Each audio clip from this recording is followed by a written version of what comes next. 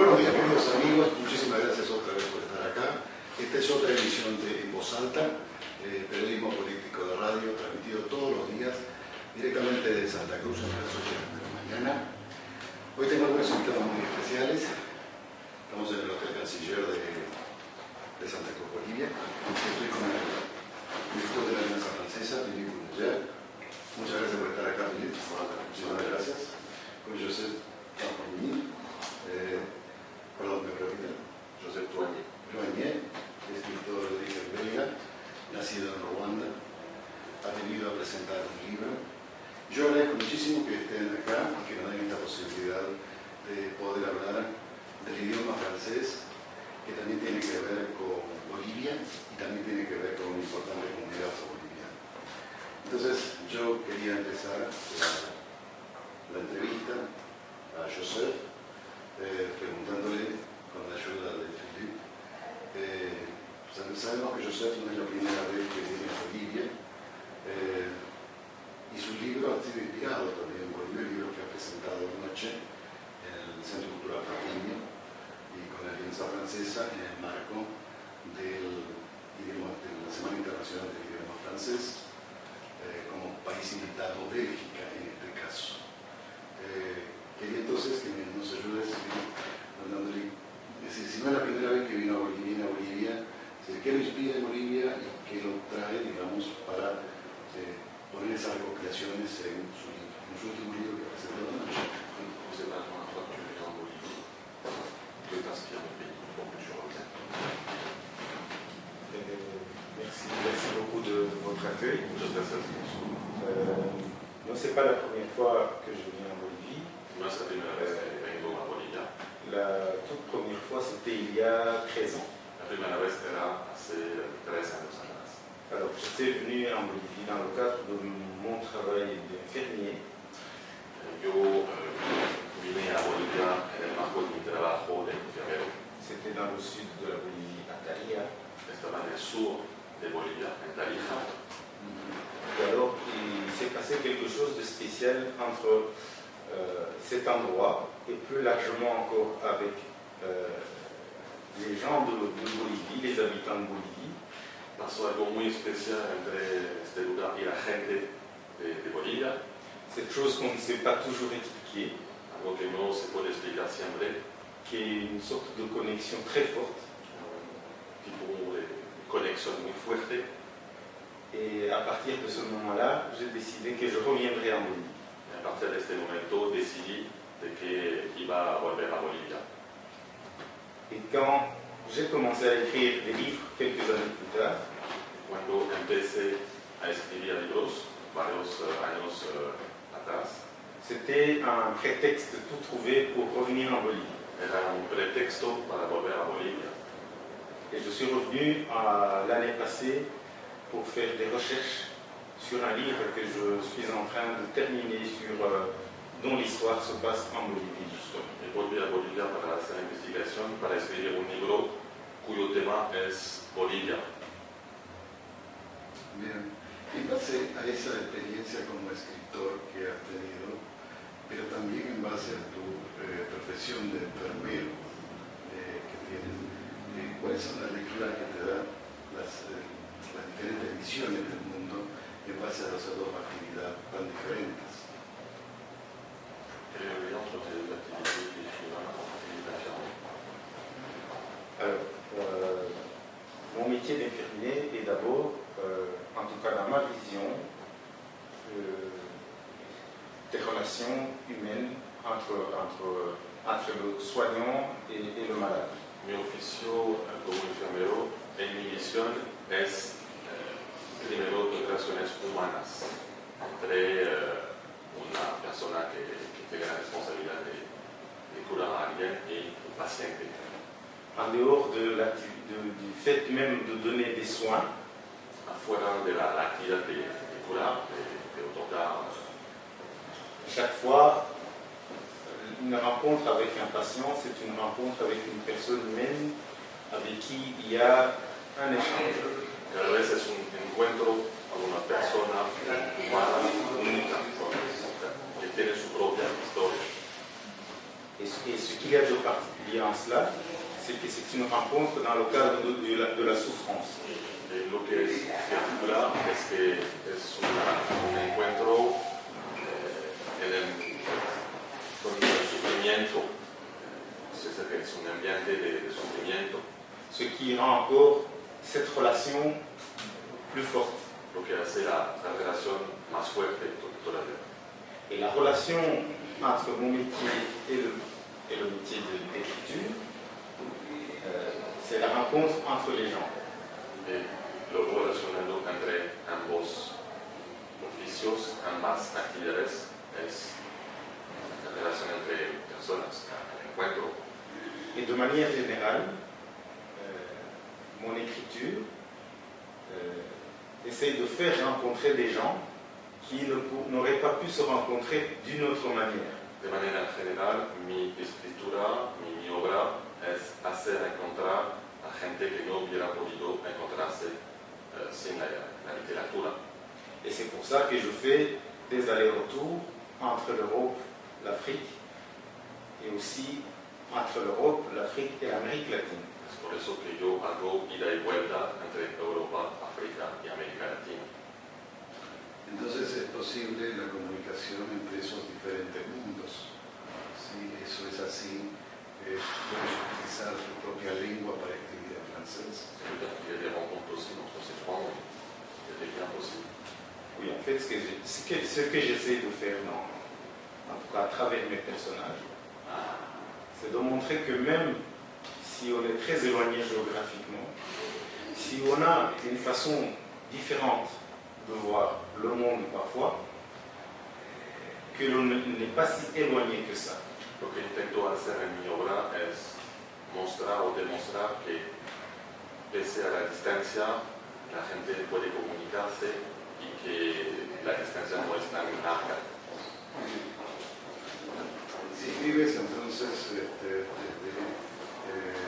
tu mirada original, pero en francés, ¿quiere decir entonces que el francés contiene tu lengua o hay alguna transfiguración desde tu lengua en el francés? Quand on peut la langue maternelle, le français contient la langue maternelle, sont bien séparés, il y a un mélange, il y a des rapports entre les deux. Il y a quelque chose à la base de très important pour moi. Hay algo en la base muy importante para mí, Et j'imagine qu'il est aussi important pour quiconque, que puede ser importante para cualquier persona, c'est que les émotions d'enfance, les odeurs, les images d'enfance restent gravées dans la mémoire de tout un chacun. Significa que bueno, los recuerdos, las imágenes, los olores de la infancia quedan grabados en el idioma nativo.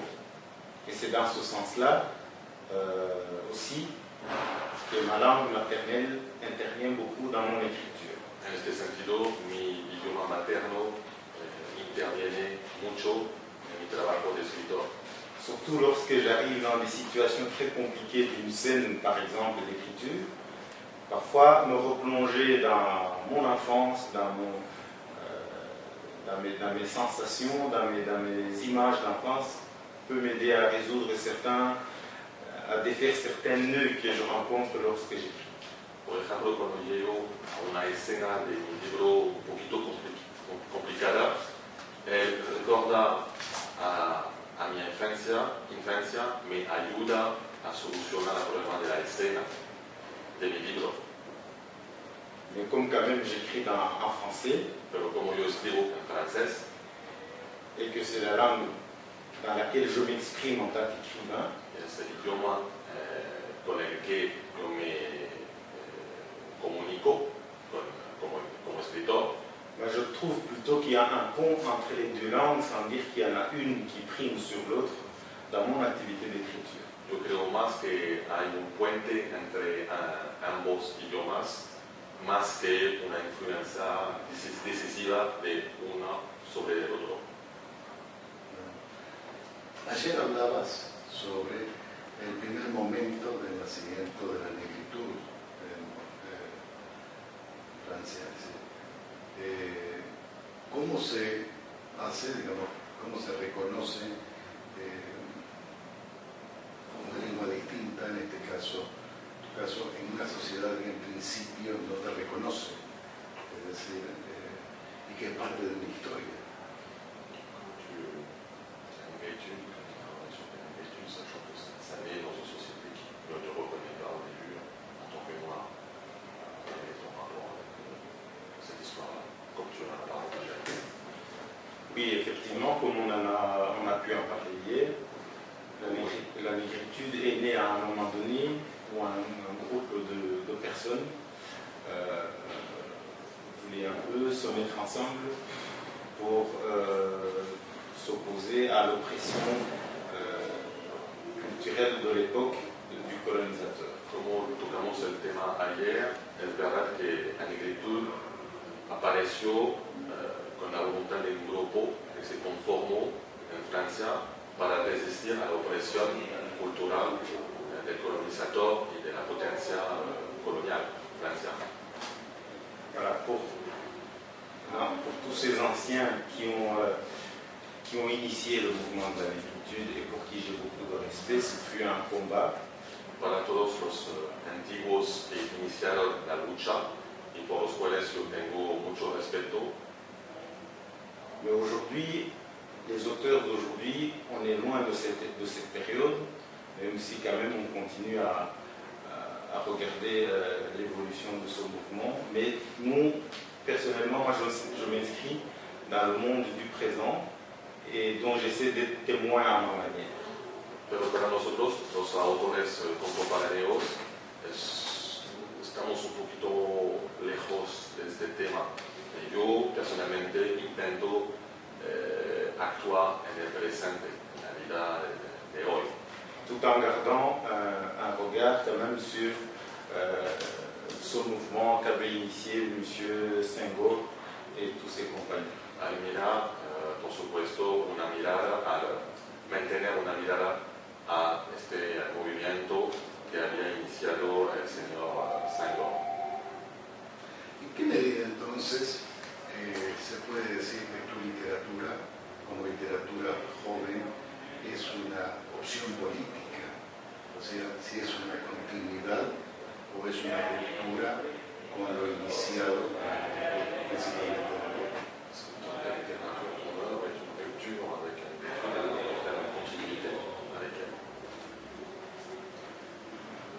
Je ne pourrais pas le dire en ces termes-là.